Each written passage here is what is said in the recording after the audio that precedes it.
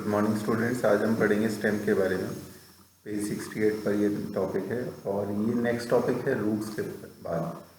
तो स्टेम हम किसको कहते हैं? स्टेम वो पार्ट है जो कि किससे अराइज हुआ? प्लूम्यूल से। और प्लूम्यूल कहाँ पर प्रेजेंट था? उस सीड के अंदर जो कि अभी अभी जर्मिनेट हुआ है, उसके एम्ब्रियो का एक पार्ट प्लूम्यूल कहलाता है और एक पार्ट रेडिकल कहलाता है। ठीक है, अब देखो सबसे पहली लाइन में इन्होंने क्या लिखा है, what are the features that distinguishes stem from root. तो अब चूंकि वो प्लूम्यूल से अराइज हुआ है और अब इस प्लूम्यूल को स्टेम बनाना है, तो उसमें सबसे इम्पोर्टेंट चीज़ होती है नोड्स और इंटरनोड्स। नोड्स वो जगह होती है स्टेम की जहाँ से अराइज होती है लीव्स या ब्रांचेस, और इंटरनोड्स उनके बीच की पोजीशंस होती हैं। Stem is the ascending part of the axis bearing branches, leaves, flowers and fruits develops into from the plumule of embryo of germinating seed.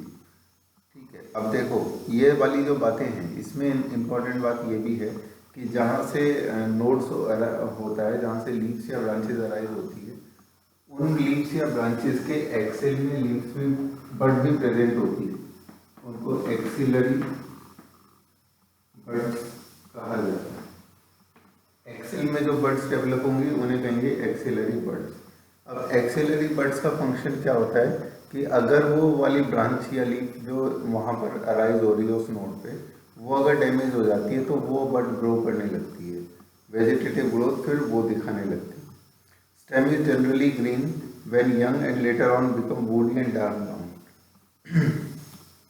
जो हर्ब्स होती हैं, हर्बेशियस प्लांट्स का स्टेम हमेशा ग्रीन रहता है, लेकिन जो बड़े प्लांट्स होते हैं जिनको हम कहते हैं कि दे डेवलप इनटू ट्रीज, उनका स्टेम यंगर एज में तो ग्रीन होता है और जैसे जैसे वो बड़े होते हैं वो ब्राउन होता जाता है ड्यू टू वुड फॉर्मेशन, और वुड फॉर्मेशन होता है सेकेंडरी ग्रोथ की वजह से।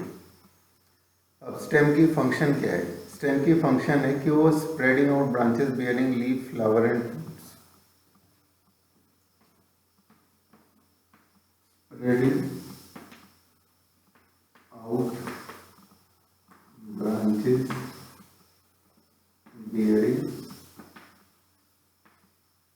leaves, fruits। ठीक है, ये है इसकी पहली function, bearing leaves, flowers and fruits। तो अब ये स्टेम का फंक्शन होता है कि वो उन चीज़ों को होल्ड करके रखता है। इसके अलावा स्टेम का दूसरा फंक्शन है conducts water, minerals and photosynthesis.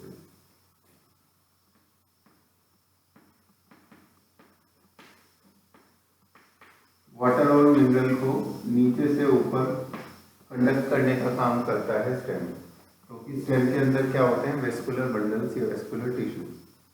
इसके बाद तीसरा फंक्शन है कि ये फोटोसिंथेसिस करता है। अगर स्टेम ग्रीन कलर का है तो वो फोटोसिंथेसिस करता है। इसके बाद नेक्स्ट है some stems perform the function of storage of food, support protection and vegetative propagation. ये सारे फीचर्स एडिशनल फीचर्स हैं, मेन फीचर्स ये कहलाते हैं। आपको एडिशनल फीचर्स कौन कौन से हुए? सपोर्ट, स्टोरेज, प्रोटेक्शन और वेजिटेटिव प्रोपेगेशन।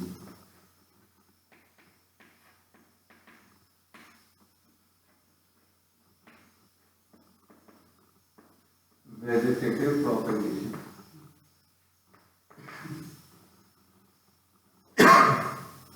ठीक है, ये है स्टेम के कुछ फंक्शन। अब इनको एक बार करके मैं समझा देता हूँ। सपोर्ट का मतलब है कि सपोर्ट प्लांट के दूसरे स्ट्रक्चर्स को सपोर्ट देने का काम, कुछ न्यूट्रिएंट स्टोर करने का काम, यानी फूड स्टोर करने का काम। प्रोटेक्शन यानी कि प्लांट को प्रोटेक्ट करने का काम। वेजिटेटिव प्रोपेगेशन का मतलब है कि वो एक नए प्लांट को भी जन्म देने की एबिलिटी रखता है अगर उस स्टेम की कटिंग हम दूसरी जगह पर लगा देते हैं। तो ये कुछ फंक्शंस हैं। इन सारी जो फंक्शंस हैं इनके हम एग्जांपल्स भी अभी देखेंगे। अब देखो मॉडिफिकेशन ऑफ स्टेम।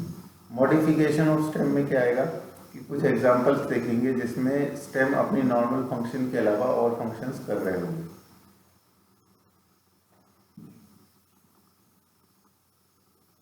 अब बात आती है मॉडिफिकेशन।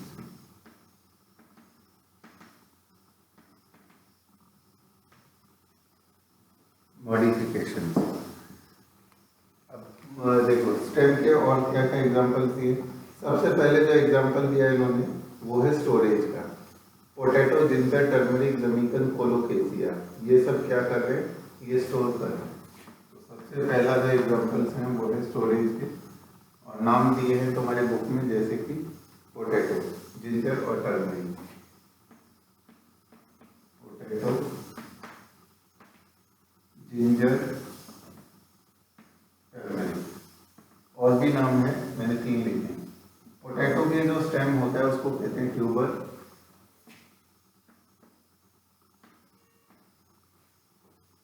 ठीक है। इसके बाद बात आती है they also act as organ of perennation. अगला फंक्शन है पेरिनेशन। पेरिनेशन का मतलब है कि अगर स्टेम कटिंग को बोया जाए तो वो एक वेजिटेटिव प्रोपेगेशन के स्ट्रक्चर की तरह काम कर सकता है, इसको पेरिनेशन कहा जाता है। इसके बाद नेक्स्ट आता है स्टेम टेंड्रिल्स। स्टेम टेंड्रिल्स, अगर तुम कहोगे पेरिनेशन का एग्जाम्पल क्या है, तो पेरिनेशन के एग्जाम्पल पोटैटो को भी लिया जा सकता है, क्योंकि पोटैटो के प्लांट का जो ट्यूबर है उसको अगर मिट्टी में बो दिया जाए तो उससे नए प्लांटलेट्स जन्म ले सकते हैं। अब बात आती है स्टेम टेंड्रिल्स की।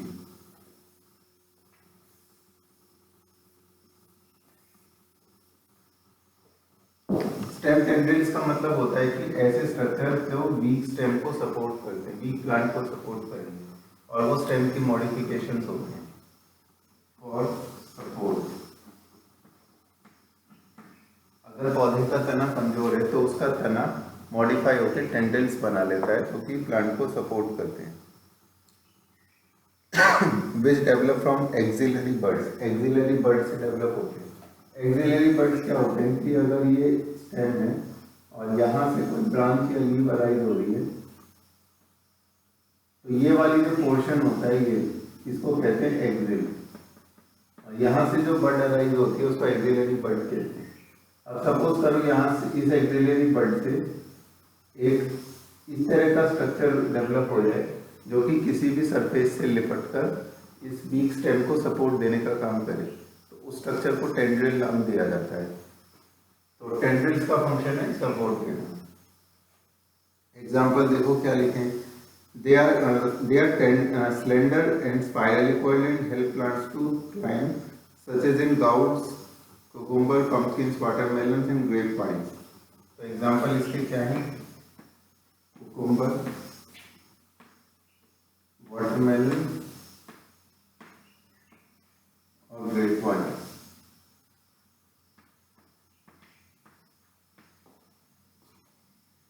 इसके बाद नेक्स्ट है, अब आती है बात प्रोटेक्शन की।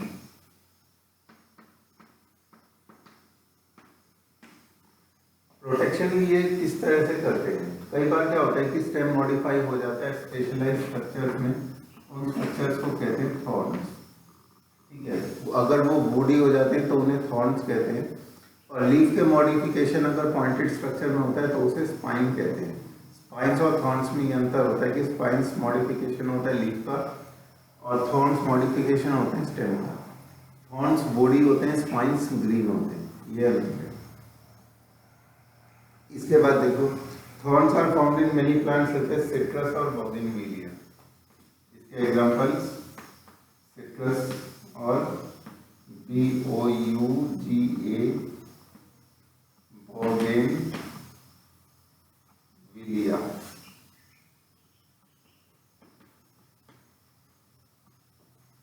ठीक है, बोगेनविलिया। इसके बाद नेक्स्ट है, ये ब्राउजिंग एनिमल्स से प्लांट को प्रोटेक्ट करते हैं। ब्राउजिंग एनिमल्स का मतलब चढ़ने वाले जानवर। Some plants of arid region modify their stem into flattened और फ्लैशी स्ट्रक्चर्स। तो एरिड एरिया कौन से होते हैं? एरिड का मतलब होता है ड्राई एरिया, तो वहाँ के जो प्लांट्स होते हैं वो प्रोटेक्ट करने का काम करते हैं। जैसे अपने स्टेम को वो क्या कर लेंगे, फ्लैट। इसके एग्जाम्पल इन्होंने क्या दिए, ओपुन्शिया या यूफॉर्बिया। ओपुन्शिया या यूफॉर्बिया। वजह से ये क्या करते हैं, फोटोसिंथेसिस भी कर सकते हैं, क्योंकि उनके पास अब वो फ्लैट हो गई, जो स्टेम है वो फ्लैट हो गया, लीफ की तरह फ्लैट हो गया, उसके पास पिगमेंट भी है, तो वो फोटोसिंथेसिस भी कैरी आउट करते हैं।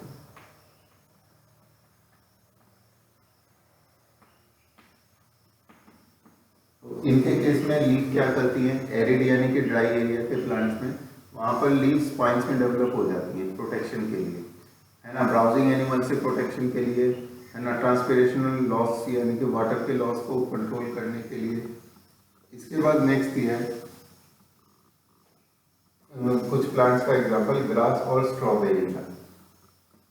ग्रास और स्ट्रॉबेरी, इनके जो अंडरग्राउंड स्टेम है पेरिनेशन का काम करते हैं। पेरिनेशन का मतलब है कि एक बार जब उन्हें नष्ट कर दिया जाता है तब भी जमीन के नीचे मौजूद जो तले हैं वो अगली बार फिर से ग्रोथ करने में हेल्प करते हैं। फिर इसके बाद देखो कुछ और एग्जाम्पल क्या लिखा है, स्प्रेड टू न्यू नीशेस, यानी कि नए एरिया में ये ट्रांसफर होते हैं ग्रास और स्ट्रॉबेरी, और जब पुराने पार्ट्स मर जाते हैं तो नए पार्ट्स फिर से फॉर्म हो जाते हैं। मिंट और जैस्मिन के बारे में क्या लिखा है,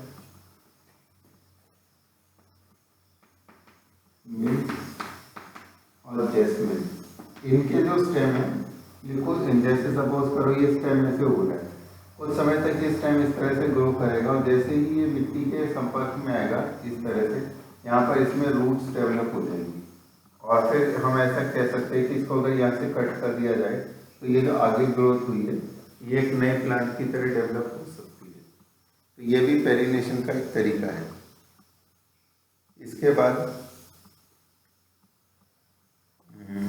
lateral branch with short internodes and each node bearing a rosette of leaves. Rosette of leaves का मतलब होता है कि अगर इस तरह से ग्रोथ हो रही है, सपोज ये वाटर सरफेस है और इस पर ये कोई प्लांट की लेटरल ग्रोथ हो रही है और हर थोड़ी दूर पर एक रोजेट ऑफ लीव्स डेवलप हो रहा है।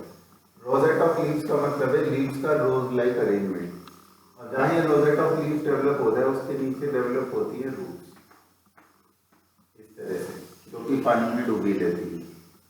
इसके एग्जाम्पल इन्होंने क्या दिया है, पिस्टिया और एकॉर्डिया। पिस्टिया,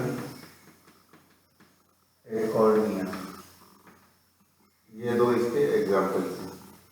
बनाना, पाइनएप्पल और क्राइसैंथेमम में क्या होता है कि बेस से लेटरल ब्रांचेस अराइज होंगी, हॉरिजॉन्टली ग्रो करेगी और उसके बाद ऑब्लिकली अपवर्ड आएंगी तो लीफी शूट्स बनाएंगी। कैसे, क्या है इसका मतलब, जैसे सपोज करो ये स्टेम और ये मिट्टी में इस तरह से उगा हुआ है, तो जमीन के नीचे से ब्रांचेस इस तरह से अराइज होंगी और ऊपर की तरफ ग्रो करेंगी। यह है इनकी बात का मतलब कि ऑब्लिकली अपवर्ड का क्या मतलब होता है। They grow horizontally beneath the soil and then come out obliquely upward giving rise to leafy shoots. अब ये वाला जो शूट है और ये वाला शूट है इस पे लीव्स डेवलप होंगी। इसके एग्जाम्पल क्या दिए इन्होंने, बनाना, पाइनएप्पल, क्राइसैंथेमम। तो ये कुछ एग्जाम्पल्स हैं। अब तुम फिगर 5.6 देखो, यहाँ पर स्टोरेज के एग्जाम्पल क्या दिए, जिंजर, पोटैटो। स्टोरेज के बाद आता है सपोर्ट। सपोर्ट के लिए उन्होंने क्या दिखाई है, stem modified into tendril. Protection के लिए क्या दिखा है, stem modified into spine. Spread for vegetative propagation, तो यहाँ नोड से क्या अराइज हो रही है, रूट्स अराइज हो रही है। तो इसकी इसीलिए फिर इनकी क्या की जा सकती है, इनको कट करके सेपरेट प्लांट्स की तरह ग्रो किया जा सकता है, क्योंकि प्लांट में हमें क्या चाहिए, रूट भी चाहिए, प्लांट में हमें स्टेम भी चाहिए। तो वो दोनों इन प्लांटलेट्स के अंदर डेवलप हो रहे हैं।